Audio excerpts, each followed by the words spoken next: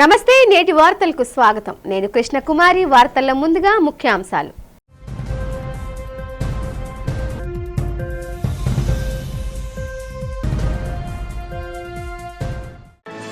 నెల్లూరు జిల్లాలో bio energy ethanol plant కు శ్రీకారం చుట్టిన ముఖ్యమంత్రి చంద్రబాబు నాయుడు చంద్రబాబు చేతుల మీదుగా నందగోకులం లైఫ్ స్కూల్ ప్రారంభం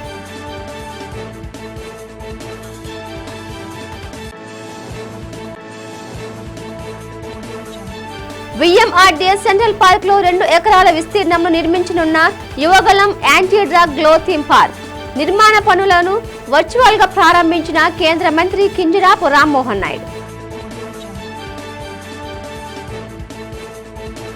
ప్రపంచ వేదిక ఐక్యరాజ్య సమితి సమావేశంలో భారత్ స్వరాన్ని ప్రతిధ్వనించిన విశాఖ ఎంపీ శ్రీ భరత్ భారతదేశ ప్రతినిధిగా పాల్గొనడం ఎంతో సంతృప్తినిస్తుందని వెల్లడి.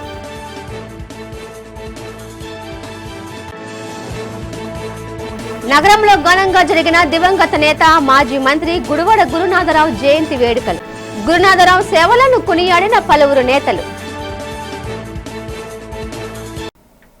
బొగ్గు నీరు సోలార్ గాలితో విద్యుత్ ఉత్పత్తి కాగా ప్రస్తుతం ఎద్దులను ఉపయోగించి విద్యుత్ ఉత్పత్తి చేయడం తొలిసారి చూస్తున్నానని ముఖ్యమంత్రి చంద్రబాబు అన్నారు. నెల్లూరు జిల్లాలో నందగోకులం లైఫ్ స్కూల్ ప్రారంభించిన అనంతరం విశ్వ సముద్ర బయో ఎనర్జీ ఇథనాల్ ప్లాంట్ కు శ్రీకారం చుట్టారు. ఈ సందర్భంగా చంద్రబాబు మాట్లాడుతూ సమాజం వల్ల పైకి వచ్చిన ప్రతి ఒక్కరూ సమాజానికి తిరిగి ఏదో ఒకటి ఇవ్వాలన్నారు. 2047 నాటికి ప్రపంచ దేశాల్లో భారత్ ప్రథమ స్థానంలో ఉంటుందన్నారు. అందులో ఏపీ నెంబర్ 1 గా ఉంటుందని పేర్కొన్నారు. ఈ సందర్భంగా రాష్ట్రానికి వస్తున్న పెట్టుబడుల అంశాన్ని సీఎం ప్రస్తావించారు. విశ్వ సముద్ర ప్రాజెక్టులను ప్రారంభించడం సంతోషంగా ఉందని వినూత్న ప్రయోగాలతో 3 ప్రాజెక్టులను నెలకొల్పారు. మన రాష్ట్రంలో ఒంగోలు జాతి ఎద్దులు కనుమరుగయ్యాయి, కానీ బ్రెజిల్లో ఒంగోలు జాతి బ్రీడు ప్రపంచానికి అందించే పరిస్థితికి వచ్చిందన్నారు. నందగోకులం సేవ్ ది బుల్ కార్యక్రమం చాలా విశిష్టమైనదని పేర్కొన్నారు. పేద విద్యార్థులను తీసుకువచ్చి నందగోకులం లైఫ్ స్కూల్లో శిక్షణ ఇస్తున్నారు. సాధారణ విద్యార్థులను ఉన్నతంగా తీర్చిదిద్దుతున్నారు. సమాజం వల్ల పైకి వచ్చిన ప్రతి ఒక్కరూ సమాజానికి తిరిగి ఇవ్వాలని సీఎం కోరారు. ఇప్పుడే నేను నందగోకులం ప్రాంగణంలో 3 ప్రాజెక్టులు చూశాను. 1 రైతులు, 2 దాంట్లోనే పర్యావరణ సంక్షేమం, 2ది పశు జాతుల పరిరక్షణ, 3ది ఎక్సలెంట్ స్కూల్. అందులో కూడా మామూలు పిల్లల్ని తీసుకొచ్చి ఇక్కడ ఎక్స్ట్రాడినరీ స్టూడెంట్స్గా తయారు చేస్తున్నారంటే ఇది మిగిలిన వాళ్ళందరికీ కూడా ఒక ఆదర్శం. ఈరోజు ఇక్కడ చూసినప్పుడు విశ్వ సముద్ర bio energy ethanol plant, Nandagokulam save the bull, Nandagokulam life school, ఈ 3ంటిని ఈరోజు నేను ఇనాగరేట్ చేయడం నాకు ఒక నూతనమైన ఎక్స్పీరియన్స్. ఇలాంటి ఒక మంచి కాన్సెప్ట్ని క్రియేట్ చేయడమే కాకుండా ఒక ఇన్నోవేటివ్ కాన్సెప్ట్తో ముందుకు పోతున్నటువంటి చింతా శశిధర్ ఫౌండేషన్ని రాష్ట్ర ప్రభుత్వం తరపున మరొక్కసారి అభినందిస్తున్నాను. 24 ఎకరాల విస్తీర్ణం ఇక్కడ ఏర్పాటైంది. ఒక పక్క బయో ఎనర్జీ ఎథనాల్ ప్లాంట్, ఇందులో 200 లీటర్ల ఎథనాల్ ఉత్పత్తి చేయాలని లక్ష్యంతో 15,000 టన్నులకు పాడైన బియ్యం వంటి నూకలన్నీ కూడా తీసుకొచ్చి ఇక్కడ ఎథనాల్ తయారు చేస్తున్నారు. విఎంఆర్డీఎస్ సెంట్రల్ పార్క్ లో నూతనంగా సుమారు 2 ఎకరాల స్థలంలో 3.5 కోట్లతో నిర్మించనున్న Yuvagalam anti drug glow theme park నిర్మాణ పనులను వర్చువల్ గా విధానంలో కేంద్ర పౌర విమానయాన శాఖ మంత్రి రామ్మోహన్ నాయుడు ప్రారంభించారు. శనివారం ఉదయం విఎంఆర్డీఏ సమావేశ మందిరంలో జరిగిన కార్యక్రమంలో VMRDA chairman MV Pranav Gopal, దక్షిణ MLA Vamsikrishna Srinivas, metropolitan commissioner KS Viswanathan పాల్గొన్నారు. ఈ కార్యక్రమంలో రామ్మోహన్ నాయుడు మాట్లాడుతూ యువశక్తి అత్యంత ముఖ్యమైన వనరులని, అలాంటి యువత పెడత్రోవ పట్టకుండా ఇటువంటి వినూత్నమైన ఆలోచనతో విఎంఆర్డీఏ ఆధ్వర్యంలో ఒక పార్క్ నిర్మించడం విశాఖకి ఒక మనోహరంగా నిలుస్తోందన్నారు. ప్రపంచ స్థాయి పార్కును నెలకొల్పటానికి ప్రేరణ ఐటీ శాఖ మంత్రి నారా లోకేష్ ఆలోచనలు కార్యరూపంలోకి తీసుకువస్తున్న విఎంఆర్డీఏ చైర్మన్ ఎంయు ప్రణవ్ గోపాల్కి అధికారులకు అభినందనలు తెలిపారు. అలానే ఐటీ శాఖ మంత్రి నారా లోకేష్ గారికి ప్రత్యేక ధన్యవాదాలు తెలియజేస్తున్నామన్నారు. నాణ్యత ప్రమాణాలు పాటిస్తూ అనుకున్న సమయంలో పార్క్ నిర్మాణం పూర్తి చేయాలని సూచించారు. ఈ పార్క్ నిర్మాణంలో ప్రజలు, యువత సలహాలు తీసుకుని ముందుకు వెళ్తామని పేర్కొన్నారు. వరల్డ్ క్లాస్ స్థాయిలో గుర్తింపు తీసుకొని వచ్చే ఒక మణికిరీటం మళ్ళీ విశాఖపట్నంలో నిర్మిస్తున్నందుకు ప్రతి ఒక్కరికి కూడా హృదయపూర్వక అభినందనలు తెలియజేసుకుంటున్నాను. అయితే ఇందులో మొట్టమొదటగా మనం ధన్యవాదాలు తెలియజేసింది బహుశా మన ఐటీ శాఖ మంత్రివర్యులు young and dynamic leader Lokesh అన్న గారికి. ఆ రోజు ప్రతిపక్షంలో ఉన్నప్పుడు ఒక యువ నాయకుడిగా రాష్ట్రం మొత్తంలో ప్రజాస్వామ్యాన్ని కాపాడడానికి ప్రజల దగ్గరికి పాదయాత్రని యువగలంతో దగ్గరైతే ఈరోజు మళ్ళీ అదే యువగలం పాదయాత్ర ప్రజా సమస్యల పరిష్కారంలో కూడా మనందరికీ కూడా ఉపయోగపడుతుంది. ఒక రకంగా యువగలం ఇన్స్పిరేషన్ తోని యొక్క కార్యక్రమం మనం యూత్ కోసం మనం చేస్తున్నాం. సో ఆ కంటిన్యూటీ గతంలో ప్రతిపక్షంలో ఉన్నా ఈరోజు అధికారంలో ఉన్న లోకేష్ అన్న గారి తాలూకా ఆలోచనలు కానీ ఆయన తాలూకా ఐడియాస్ని కానీ ఈరోజు ప్రజా సమస్యలు పరిష్కరించే విధంగా ముందుకు తీసుకొని వెళ్తున్న ప్రయత్నం చేస్తున్న ప్రణవ్ గోపాల్ గారు కూడా ప్రత్యేక ధన్యవాదాలు తెలియజేసుకుంటున్నాను. అలాగే గర్వంగా కూడా ఉంది. వరల్డ్ స్థాయిలో మనం ఎప్పుడు కూడా చెప్తుంటాం విశాఖపట్నం తాలూకా స్థాయి ఈరోజు కేవలం నేషనల్ సిటీ కాదు, అది గ్లోబల్ సిటీ అని. ఆ గ్లోబల్ సిటీ మనం నిర్మించాలి అనే ఆలోచన పెట్టుకున్నప్పుడు మన ఆలోచనలు కూడా మనం చేసే కార్యక్రమాలు కూడా గ్లోబల్ స్థాయిలో ఉండాలి. ప్రపంచ వేదికపై మన దేశ స్వరాన్ని దృష్టిని విశాఖపట్నం పార్లమెంట్ సభ్యులు మొతుకుమిల్లి శ్రీ భరత్ ప్రతిధ్వనింపచేశారు. సాంకేతికత, విజ్ఞానం మరియు సంస్కృతి కలిసి డిజిటల్ అంతరాలను తగ్గిస్తూ స్థిరమైన అభివృద్ధిని ఎలా ముందుకు నడిపించగలవో అనే విషయాల గురించి ఎంపీ శ్రీ భరత్ మాట్లాడారు. వ్యక్తిగతంగా భారతదేశాన్ని ప్రాతినిధ్యం వహించడం ఒక ప్రత్యేకమైన క్షణమని, డిజిటల్ ఆవిష్కరణ, హరితాభివృద్ధి మరియు సాంస్కృతిక నాయకత్వం ద్వారా భారతదేశ ప్రయాణం ఎలా ప్రపంచానికి ఆశను నింపుతుందో పంచుకోవడం గర్వకారణమని ఎంపీ శ్రీ భరత్ తెలిపారు. అందరికీ సమగ్ర, దృఢమైన, స్థిరమైన భవిష్యత్తు కోసం ప్రపంచంతో కలిసి పనిచేయడం పట్ల భారతదేశానికి ఉన్న నిబద్ధతను మరోసారి ఎంపీ శ్రీ భరత్ ఐక్యరాజ్య సమితి వేదికగా ఈ సందర్భంగా వ్యక్తం చేశారు. Dear Chair, we appreciate the reports under agenda items 15 and 20. India aligns itself with the view that information and communications technologies, science, culture, and development cooperation are vital enablers of sustainable development in an era of globalization and interdependence. On ICTs, India emphasizes their transformative role in bridging divides and accelerating progress on the SDGs. Our digital public infrastructure has demonstrated how inclusive, open, and interoperable systems can extend access to financial services, education, health, and agriculture, ensuring no one is left behind. The Secretary General's 2025 report underscores the urgency of addressing digital divides and empowering women, youth, and marginalized groups through digital literacy and capacity building principles that underpin India's own initiatives. On science and technology and innovation, India's investments in renewable energy, digital agriculture, and affordable health solutions exemplify how frontier technologies can reduce poverty and build resilience. As highlighted in the Secretary General's report, international cooperation and knowledge sharing are indispensable. నాయి బ్రాహ్మణులకు గౌరవం, గుర్తింపు తీసుకుని రావడమే BJP ధ్యేయంగా AP BJP chief PVR Madhav స్పష్టం చేశారు. BJP రాష్ట్ర కార్యాలయంలో నాయి బ్రాహ్మణుల సంఘాలతో నిర్వహించిన రౌండ్ టేబుల్ సమావేశంలో మాధవ్ నాయి బ్రాహ్మణులకు హామీల వర్షం కురిపించారు.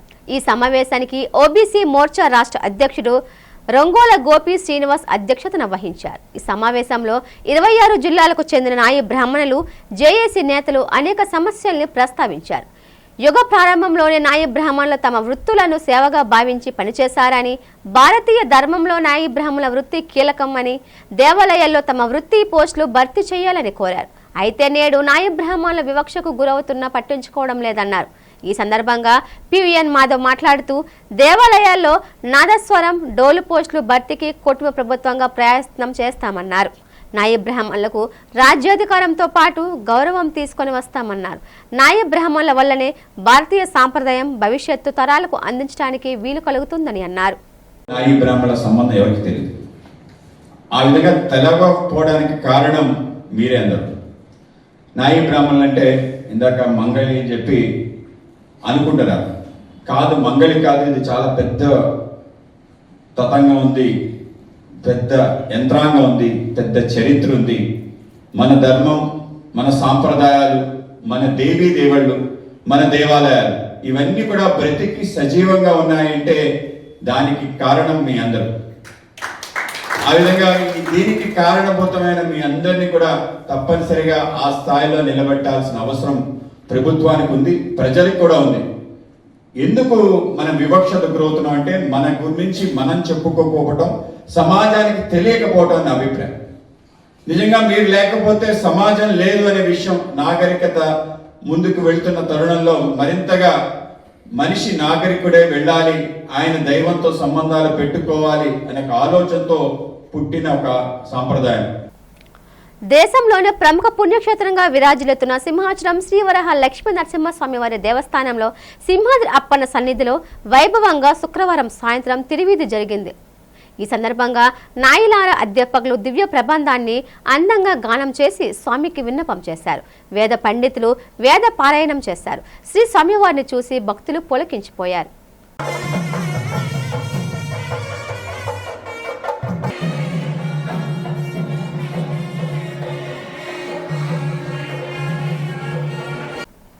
దివంగత కాంగ్రెస్ నేత మాజీ మంత్రి గుడివాడ గురునాథరావు ప్రజలకు చేసిన సేవలను వైఎస్ఆర్ కాంగ్రెస్ పార్టీ నేతలు కొనియాడారు. ఆర్టీసీ కాంప్లెక్స్ లో సర్కిల్లో గల గుడివాడ గురునాథరావు విగ్రహం వద్ద జయంతి కార్యక్రమం జరిగింది. వైసీపీ నేతలు గురునాథరావు విగ్రహానికి పూలమాలలు వేసి నివాళులర్పించారు. ఈ సందర్భంగా గురునాథరావు తనయుడు మాజీ మంత్రి గుడివాడ అమర్నాథ్, అరకు ఎంపీ తనూజారాణి, వైసీపీ జిల్లా అధ్యక్షులు కేకే రాజు మీడియాతో మాట్లాడారు. రాష్ట్ర మంత్రిగా ఎన్నో ప్రభుత్వ విద్యా సంస్థలను గుడివాడ గురునాథరావు ఉమ్మడి రాష్ట్రంలో ఏర్పాటు చేశారన్నారు. రాష్ట్ర అభివృద్ధితో పాటు ఉత్తరాంధ్ర అభివృద్ధికి గురునాథరావు చేసిన సేవలు చిరస్మరణీయమన్నారు. గురునాథరావు నేతృత్వంలో ఎందరో పేదలకు పక్కా గృహాలు, నివాస స్థలాలు అందచేసిన ప్రజాపక్షపాతి అని కొనియాడారు. ఆనాడు గురునాథరావు వద్ద రాజకీయ ఓనమలు నేర్చుకున్న నాయకులు ఎందరో ఉన్నత స్థాయికి చేరారని నేతలు తెలిపారు. ఈ కార్యక్రమంలో పెద్ద సంఖ్యలో వైసీపీ నాయకులతో పాటు ఆ పార్టీ అనుబంధ సంఘాల నేతలు, గుడివాడ అభిమానులు పాల్గొన్నారు. వారు మరణించి దాదాపు 24 సంవత్సరాలు పూర్తవుతా ఉంది. అతి చిన్న వయసులో రాజకీయాల్లోకి వచ్చి అతి చిన్న వయసులో మంత్రిగా పనిచేసి, అలాగే అనకాపల్లి పార్లమెంట్ సభ్యుడిగా పనిచేసి కేవలం 46 సంవత్సరాల వయసులో వారు మరణించడం వ్యక్తిగతంగా నా కుటుంబానికి, ఈ ప్రాంతంలో ఆ రోజు కాంగ్రెస్ పార్టీలో ఉన్నటువంటి ఎంతోమంది నాయకులకి తీరనైనటువంటి లోటుగా మిగిల్చినప్పటికీ, కానీ ఒక ముద్రను వేసి, సహజంగా 45 సంవత్సరాలు 46 సంవత్సరాలు అంటే రాజకీయాల్లో పెద్ద వయసు కాదు.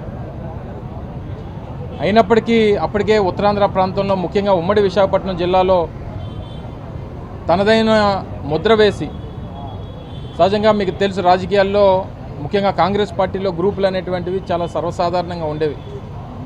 ఆ రోజు పెద్దలు ద్రోణరాజు సత్యనారాయణ గారు, అలాగే నాన్నగారు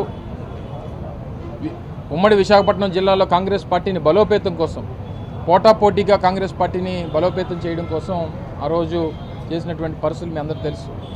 ఉక్కు ఆంధ్రుల హక్కు అనే నినాదాన్ని ఆయన తీసుకురావడం నిజంగా గొప్ప పరిణామం అని చెప్పి ఈ సందర్భంగా తెలియజేస్తున్నాను.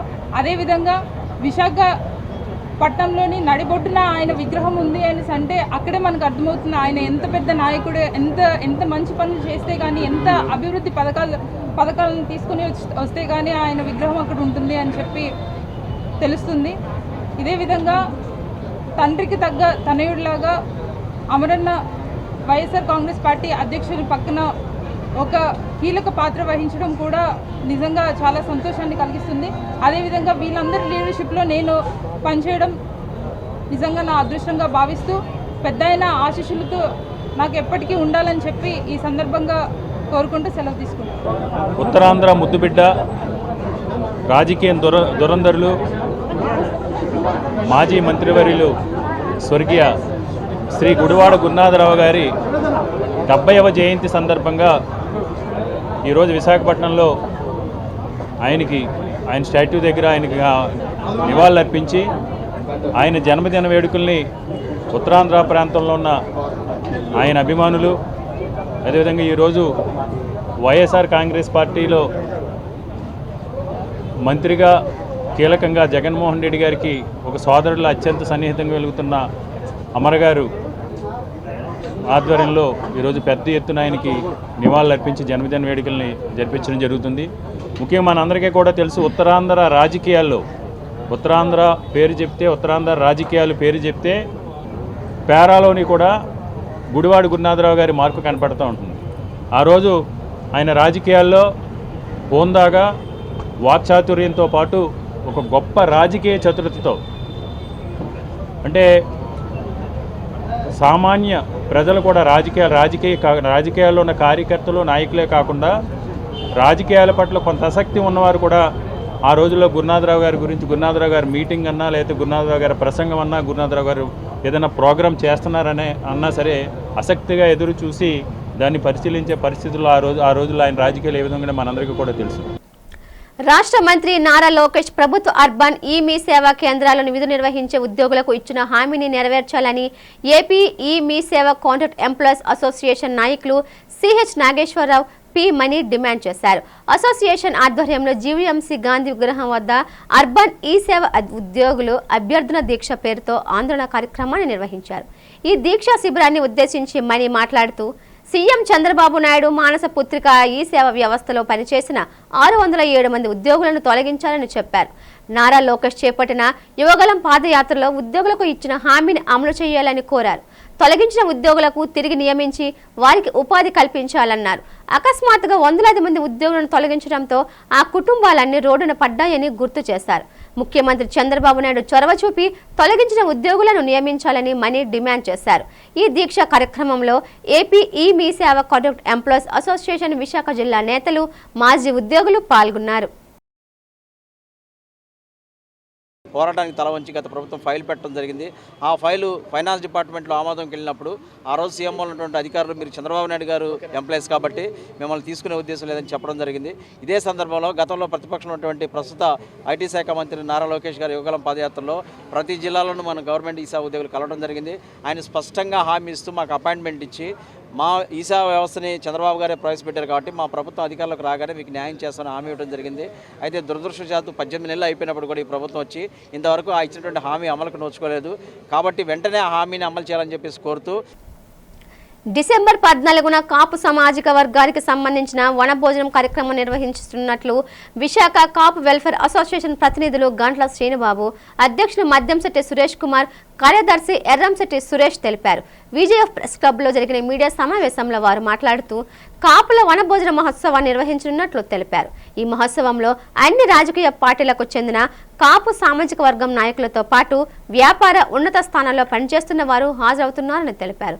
ఎంతో అట్టహాసంగా నిర్వహిస్తున్న కాపుల వనభోజన మహోత్సవ కార్యక్రమానికి కాపు సామాజిక వర్గానికి చెందిన వారంతా కుటుంబ సమేతంగా పాల్గొని నాగేశ్వరరావు, శ్రీనుబాబు పిలుపునిచ్చారు. ఈ వన మహోత్సవం ఆటపాటలతో ఎంతో వినోదంగా సాగుతుందన్నారు. కాపు సామాజిక వర్గ సంక్షేమానికి కాపు వెల్ఫేర్ అసోసియేషన్ కార్యవర్గం నిరంతరం పనిచేస్తుందని తెలిపారు. ఈ మీడియా సమావేశంలో అసోసియేషన్ నాయకులు తదితరులు పాల్గొన్నారు. విశాఖ కాపు యూత్ వెల్ఫేర్ అసోసియేషన్ సిటీ కాపు యూత్ ఆఫీస్ నుంచి మాకు సపోర్టివ్గా శ్రీ గంట్ల శ్రీనుబాబు గారు, జర్నలిస్ట్ ఫోరం నుంచి, అలాగే రాజకీయ నాయకులు, ఆల్ పార్టీస్ అందరూ వస్తున్నారు. దీనికి అందరూ స్వాగతం పలుకుతూ రేపు డిసెంబర్ 14న అంగరంగ వైభవంగా 10,000 మంది జనాభాతో ఏర్పాటు చేయడం జరిగింది. దీనికి అందరూ స్వాగతంగా వచ్చి అక్కడ అన్నిటిలోనూ ఆలోచించగా కోరుతున్నాం. అసోసియేషన్ గత కొంతకాలంగా ఈ వనభోజన మహోత్సవ కార్యక్రమాన్ని నిర్వహిస్తూ వస్తుంది. ఇందులో అందరినీ కూడా దాదాపు పరిచయస్తులతో పాటు అందరినీ కూడా కాపు కులస్తులందరినీ కూడా భాగస్వాములు చేయడం, వారందరూ కూడా అక్కడికి వచ్చి వారి వారి అనుభూతులు అలాగే సంఘం అభివృద్ధికి అందరూ కలిసి ఉండాలనే ఒక మంచి వాతావరణంలో వాళ్ళు వచ్చి వాళ్ళ మనోభావాలు కూడా వ్యక్తం చేయడం జరుగుతుంది. తొలిసారిగా విశాఖ నగరంలో సిఐటియు అఖిల భారత మహాసభ నిర్వహించనున్నట్లు సిఐటియు నేతలు తెలిపారు. సిఐటియు కార్యాలయంలో జరిగిన మీడియా సమావేశంలో సిఐటియు నేతలు RKSV Kumar, Jyotiswararao, B Jagan, RSN Murthy, P Mani పాల్గొని అఖిల భారత మహాసభలకు సంబంధించిన లోగో పోస్టర్ను ఆవిష్కరించారు. ఈ సందర్భంగా సిఐటియు నేతలు మీడియాతో మాట్లాడుతూ డిసెంబర్ 31 నుంచి 2026 జనవరి 4వ తేదీ వరకు అఖిల భారత మహాసభలు జరుగుతాయన్నారు. ఈ మహాసభలకు 29 రాష్ట్రాల నుంచి 1500 మంది ప్రతినిధులు హాజరవుతారని తెలిపారు. ప్రధాని మోదీ అనుసరిస్తున్న కార్మిక, పారిశ్రామిక వ్యతిరేక విధానాలపై సిఐటియు నిరంతరం పోరాడుతుందని చెప్పారు. ప్రభుత్వ రంగ సంస్థలను, కార్మిక హక్కులను కాలరాస్తూ కేంద్రం కార్పొరేటర్లకు వత్తాసు పలుకుతోందని అన్నారు. కేంద్ర ప్రభుత్వం అనుసరిస్తున్న విధానాలను తిప్పికొట్టేందుకే కార్మికులందరూ సమఖ్యంగా ప్రతిఘటించాల్సిన అవసరం ఉందని సిఐటియు నేతలు పిలుపునిచ్చారు. సిఐటియు అఖిల భారత మహాసభలు మొట్టమొదటిసారి విశాఖపట్నంలో జరుగుతూ ఉన్నాయి. సిఐటియు ఏర్పడి 55 సంవత్సరాల కాలం పూర్తయింది. ఈ 55 ఏళ్ల కాలంలో కార్మిక వర్గం ఎదుర్కొన్నటువంటి అనేక సమస్యల మీద నిరంతరం కార్మిక వర్గ ఐక్యత, పోరాటం నినాదంతో దోపిడీ లేని సమాజాన్ని తీసుకురావాలని, కార్మిక రాజ్యాన్ని స్థాపించాలనే లక్ష్యంతో సిఐటియు కృషి చేస్తూ ఉంది. ఇటువంటి మహాసభలు ప్రతి 3 సంవత్సరాలకి ఒకసారి జరుగుతూ ఉంటాయి. విశాఖపట్నంలో జరగడం ఆంధ్ర రాష్ట్రంలోనే ఇది మొట్టమొదటిసారి. ఈ రకంగా ఈ మహాసభలకి 70 లక్షల మంది కార్మిక వర్గానికి ప్రాతినిధ్యం వహిస్తూ 1500 మంది ప్రతినిధులు.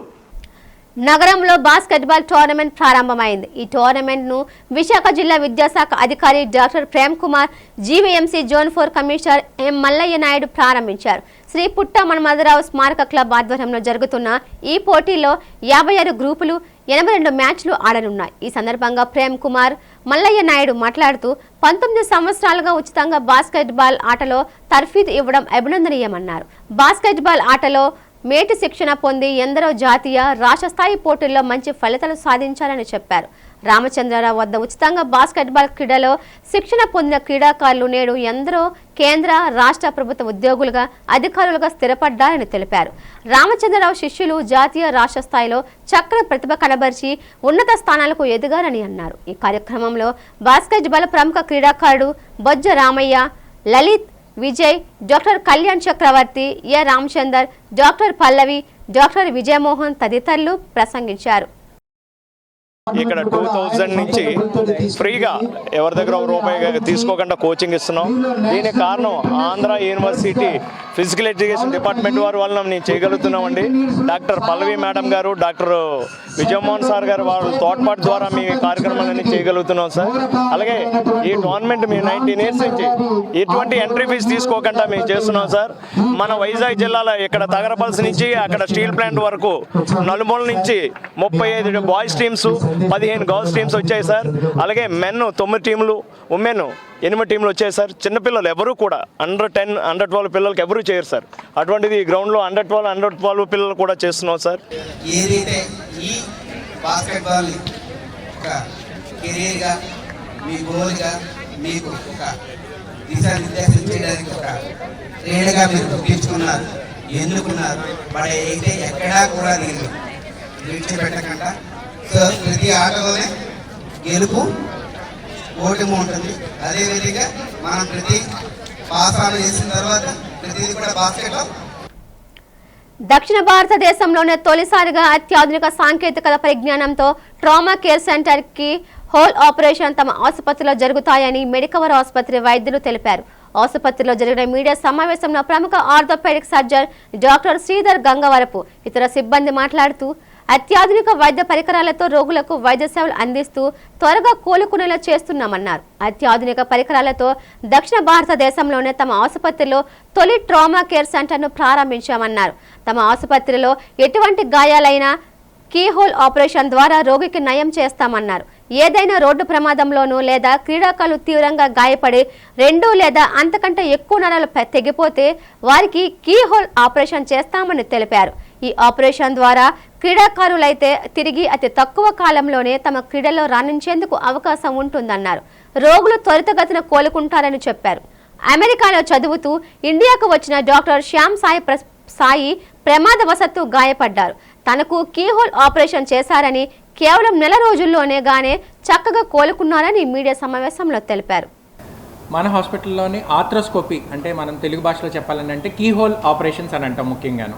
సో ఈ ఆపరేషన్స్లోనే ఒక మైల్ స్టోన్ ఆర్ ఏదైతే మనం స్పెషలైజ్డ్ సర్జరీస్ చేస్తున్నామో దాని గురించి తెలియపరచడానికి మనం ఈ మీటింగ్ కండక్ట్ చేసాం.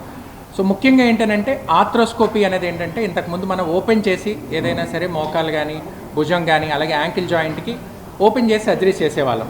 ఒక 25-30 కుట్లు సర్జరీస్ చేసేవారం, 25-30 కుట్లు పడేవి. పేషెంట్ తర్వాత కోలుకోవడానికి కొన్ని నెలల నుంచి సంవత్సరాల పాటు టైం పట్టేది. ఎస్పెషల్లీ ఇలాంటి ప్రాబ్లమ్స్ ఎక్కువగా స్పోర్ట్స్ పర్సన్ ఎవరైతే స్పోర్ట్స్ ఆడతారో, అలాగే ఎవరైతే రోడ్ ట్రాఫిక్ యాక్సిడెంట్స్లో యంగ్ పర్సన్స్ 25-30 ఇయర్స్ వాళ్ళు ఎవరైతే ఇంజురీ అవుతారో వాళ్ళకి ఈ లిగమెంట్స్ ఏదైతే నరాలు కట్ అవ్వడం వల్ల చాలా వరకు వాళ్ళు బెడ్ రెస్ట్ ఉండడం కానీ తర్వాత వాళ్ళు రికవర్ అవ్వడం లేట్ అవ్వడం, ఎస్పెషల్లీ స్పోర్ట్స్ పర్సన్స్ ఏదైతే సర్జరీ అయిన తర్వాత వాళ్ళు తిరిగి మళ్ళీ స్పోర్ట్స్ ఆడలేకపోవడం అనేది చాలా కామన్గా చూసేవాళ్ళం అండి. సో ఇప్పుడు వచ్చిన మెయిన్ టెక్నాలజీ కానీ ఇప్పుడు వచ్చిన లేటెస్ట్ సర్జికల్ టెక్నిక్స్ వల్ల ఏంటంటే మెయిన్ మనం ఎటువంటి ఇంజురీ అయినా, సో ఏదర్ స్పోర్ట్స్లో వాళ్ళు ఏమైనా ఇంజురీ అయినా అలాగే రోడ్ ట్రాఫిక్ యాక్సిడెంట్స్లో కానీ ఏదైనా ఇంజురీ అయినా, సో ఎన్ని లెగమెంట్స్ కట్ అయినా మోకాల్లో కానీ భుజంలో కానీ ఏదైనా మ్యాక్సిమం లెగమెంట్స్ అన్నీ డ్యామేజ్ అయినా సరే వాటిని మనం ఆర్థ్రోస్కోపీ అంటే ఈ కీహోల్ అడ్వాన్స్ టెక్నిక్స్తో చేయడం జరుగుతుంది. We are very proud that to announce that we are the state first, South India's first to use bypass technique for the ligament injuries. And other thing, we are very proud to announce that Dr. Sridhar Gangavarapu is the executive member, first in state for Indian Arthroscopic Society. So రీసెంట్గా like 1 year back నేను ఇండియాకి వచ్చినప్పుడు నాకు injury అయింది ఆడుతున్నప్పుడు. So నేను పెద్దగా పట్టించుకోలేదు. తర్వాత అలా కన్సల్ట్ చేస్తే తెలిసింది ఏమంటే ACL టేర్ అయ్యిందని చెప్పేసి. తర్వాత ఈ మెడికవర్ హాస్పిటల్ MVPకి మేము వచ్చాం, శ్రీధర్ సార్ కన్సల్ట్ అయ్యాం.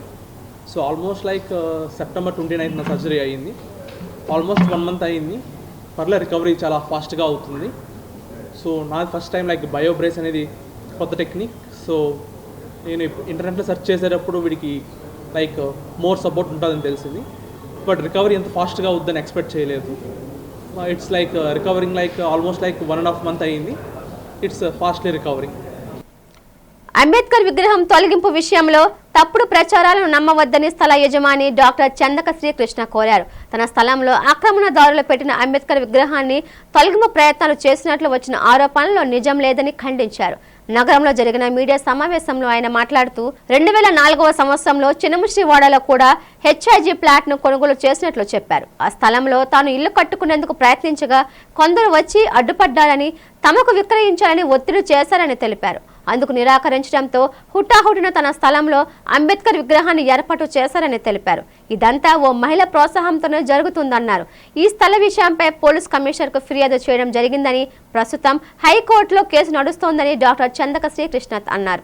తనను బెదిరించి స్థలం పొందాలని కొంతమంది చూస్తున్నారని, వారు తప్పుడు ప్రచారం చేస్తూ లబ్ధి పొందడానికి ప్రయత్నిస్తున్నారని ఆరోపించారు. వెనకబడిన తరగతి సామాజిక వర్గానికి చెందిన వాడిని నేను, తూర్పు కాపు. అయితే అక్కడ నుండి వచ్చి యోగాలో కృషి చేసి ఇంటర్నేషనల్గా ఫేమ్ తెచ్చుకొని all India Indian yoga association వాళ్ళు నాకు యోగాచారి బిరుదు కూడా ఇచ్చారు. ఇంత యోగా సేవలో పరిశోధనలు చేస్తున్నటువంటి నన్ను వీళ్ళు బదలాయించడం, ఇబ్బంది పెట్టడం అనేది చేస్తూ ఉన్నారు. అది మీకు పత్రికాముఖంగా తెలియజేసి వాస్తవాలన్నీ కూడా మీరు గ్రహించాలని. తర్వాత నాకు 2 అమ్మాయిలు, వాళ్ళ యొక్క భవిష్యత్తును దృష్టిలో పెట్టుకునే నాకు 1999లో 2002లో పిల్లలు పుడితే వాళ్ళకి భవిష్యత్తులో పనికొస్తుంది అనే ఉద్దేశంతో 2024లో నేను కొనుక్కున్నాను. వార్తలు ముగించే ముందు ముఖ్యాంశాలు మరోసారి.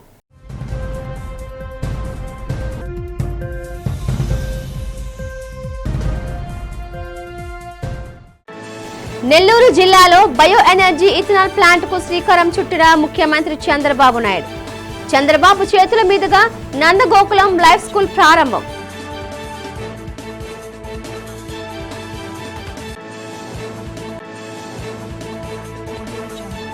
విఎంఆర్డీఎస్ సెంట్రల్ పార్క్ లో 2 ఎకరాల విస్తీర్ణంలో నిర్మించనున్న Yuvagalam anti drug glow theme park నిర్మాణ పనులను వర్చువల్ గా ప్రారంభించిన కేంద్ర మంత్రి కింజరాపు రామ్మోహన్ నాయుడు.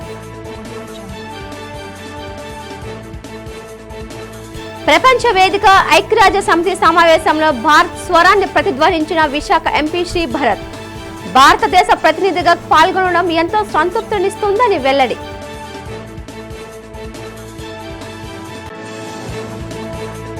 నగరంలో ఘనంగా జరిగిన దివంగత నేత మాజీ మంత్రి గుడివాడ గురునాథరావు జయంతి వేడుకలు.